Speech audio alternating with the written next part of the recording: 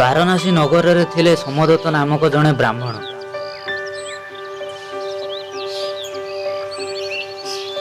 ସେ ବହୁତ କୃପଣ ଥିଲେ। ସେ କାହାକୁ କିଛି ବି ଦିଅନ୍ତିନି।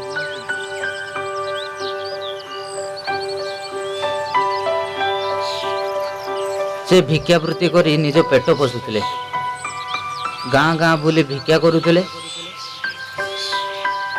ଆଉ ଭିକ୍ଷାରୁ ମିଳୁଥିବା ଚାଉଳକୁ ନେଇ ହାଟରେ ବିକୁଥିଲେ।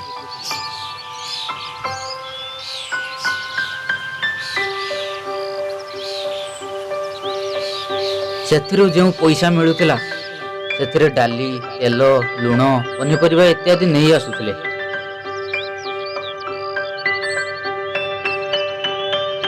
ନିଜ ଘରେ ଏକ ମାଟି ହାଣ୍ଡିରେ ନେଇ ଆସୁଥିବା ବଳକା ଚାଉଳକୁ ସାଇତି ରଖୁଥିଲେ।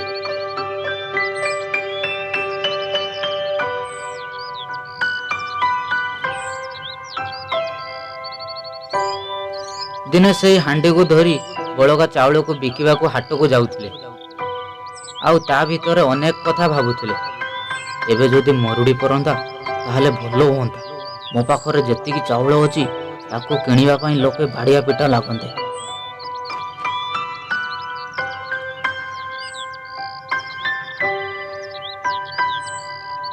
ଆଉ ଗ୍ରାହକଙ୍କ ଭିଡ଼ ଲାଗେ ଚାଉଳ କିଣିବା ପାଇଁ। ମୁଁ କିଣିବି ଆଗେ। ମୋ ପାଖରେ 2ଟି ସୁନା ମୁଦ୍ରା ଅଛି। ମୋ ପାଖରେ 10ଟି। ନା, ମୁଁ ଆଗେ କିଣିବି।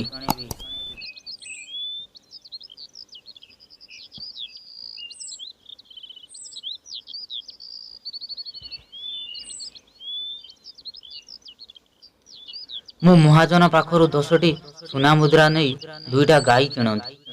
ଆଉ ସେଇ ଗାଈମାନେ ବହୁତ କ୍ଷୀର ଦିଅନ୍ତେ ଆଉ ସେଇ କ୍ଷୀର ବିକି ମୁଁ ବହୁତ ବଡ଼ ଲୋକ ହୋଇଯିବି।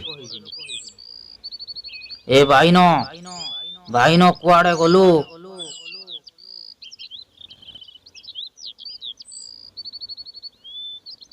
ଆଜ୍ଞା ହଜୁର। ଆଚ୍ଛା, ସେ ନାଲି ଗାଈଟା କେତେ କ୍ଷୀର ଦଉଛି? 2 ବାଲ୍ଟି। ଆଉ କଳାଟା? 2 ବାଲ୍ଟି। ଆଉ ସେ ଖସରାଟା? 1 ବାଲ୍ଟି ଦେଇଛି। ମାତ୍ର 1 ବାଲ୍ଟି? ଯାଅ ତାକୁ ଭଲ ଭାବରେ ଖୁଆଅ ପିଆଅ, ଯେମିତି ଦିନେ 2 ଦିନ ଭିତରେ 5 ବାଲ୍ଟି କ୍ଷୀର ଦେବ। 5 ବାଲ୍ଟି। ଜଲ୍ଦି ଯାଅ।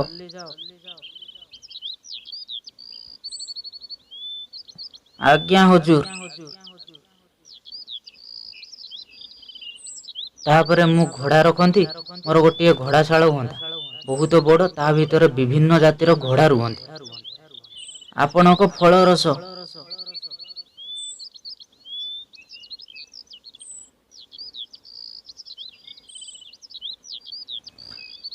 ଆଜ୍ଞା, ପାବନ୍ଦିକାରୁ କିଛି ଲୋକ ଆସିଥିଲେ। ଘୋଡ଼ା ନେଇଛନ୍ତି ଆଉ ସୁନା ମୁଦ୍ରା ଦେଇଛନ୍ତି। ବହୁତ ଭଲ, ବହୁତ ଭଲ।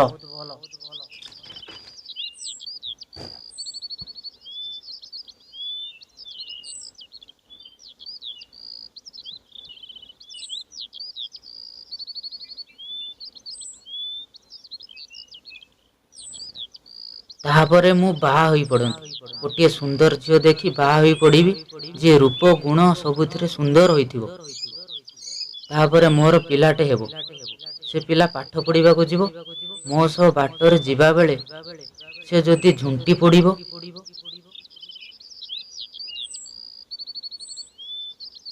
ଏତିକି ଭାବିବା ବାଟରେ ଚାଲିଥିବା ବେଳେ ସତରେ ଝୁଣ୍ଟି ପଡ଼ନ୍ତି ସମଦତ୍ତ। ତାଙ୍କ ହାତରୁ ମାଟି ହାଣ୍ଡିଟି ଖସି ପଡ଼େ। ସେଥିରେ ଅନେକ ଦିନର ସଞ୍ଚୟ ରଖିଥିବା ଚାଉଳ ରାସ୍ତାରେ ପଡ଼ି ନଷ୍ଟ ହୋଇଯାଏ।